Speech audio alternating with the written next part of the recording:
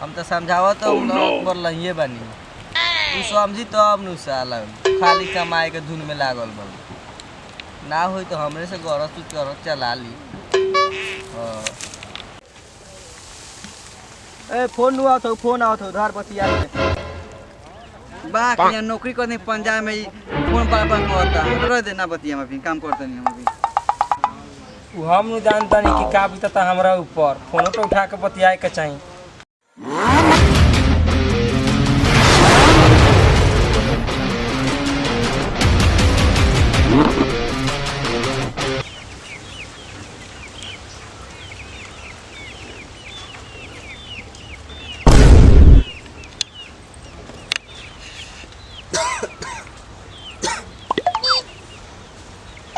आवा हो छोटका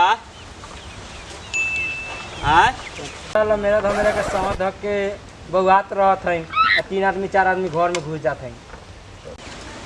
अगुता के बैठल बानी द्वार पर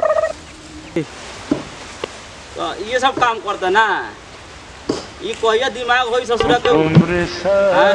जिम्मेदारी नाम कोनो चीज नहीं के अरे तू चला घर में बैठ हमको ओकरा खोज के आवत नहीं चल लू लगी बिजली लगी ऊपर से होगरा दे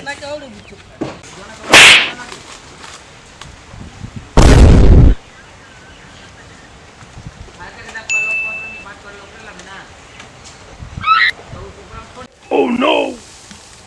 ए फोन नु आवत फोन आवत बा के नौकरी करने पंजाब में फोन पर करता रह देना बतिया में काम करता नहीं हम अभी नतिया फोन नहीं खरखट गेल बा पंजाब में का जानी कौन नौकरी करता हम नहीं जानता नहीं कि का बीतता हमरा ऊपर फोन तो उठा के बतियाए के चाहिए।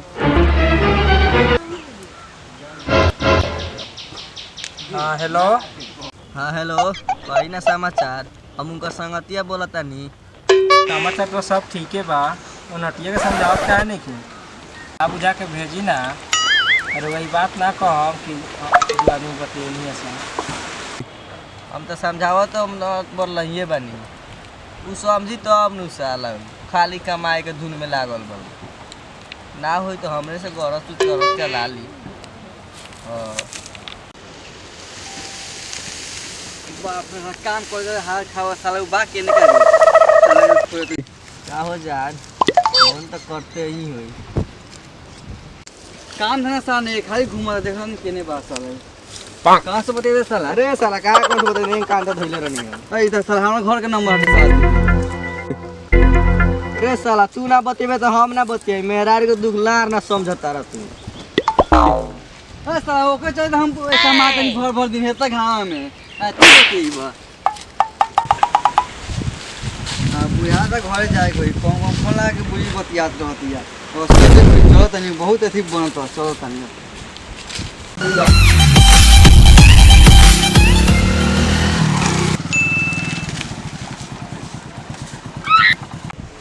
ओह नो बोला बाहर से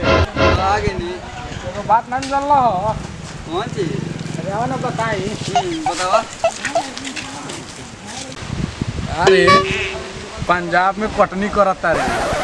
आ तोर मेहरारू के साया फाटत हुए ता रहरी के खेत में कितना दिन के रह जाला दो के नाती हवा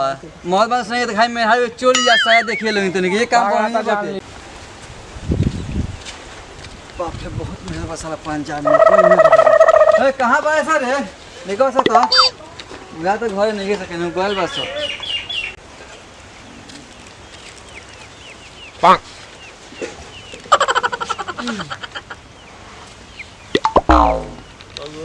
पन्ना बाबू दूसरा आ गेले तो नहीं ओइ टाइम तिका कहले रे चलना केनु भागलो पतोहिया रे भाग गए बाप रे हम जानत नहीं थे ये भोंसी कहाँ भागी कोई आता चल चल तो चल तो चल तो ओह नो भेटाई हाँ तो कहने बेटाई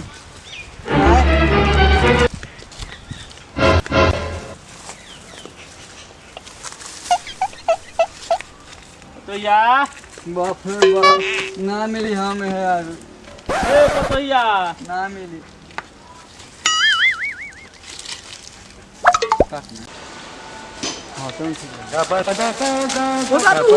बाबू मौजी रे ने का भागो तुम लोग भाग भैया जल्दी चलाओ रे भाग ने कालक चले चल जल्दी भाग हां भागल भी चल जल्दी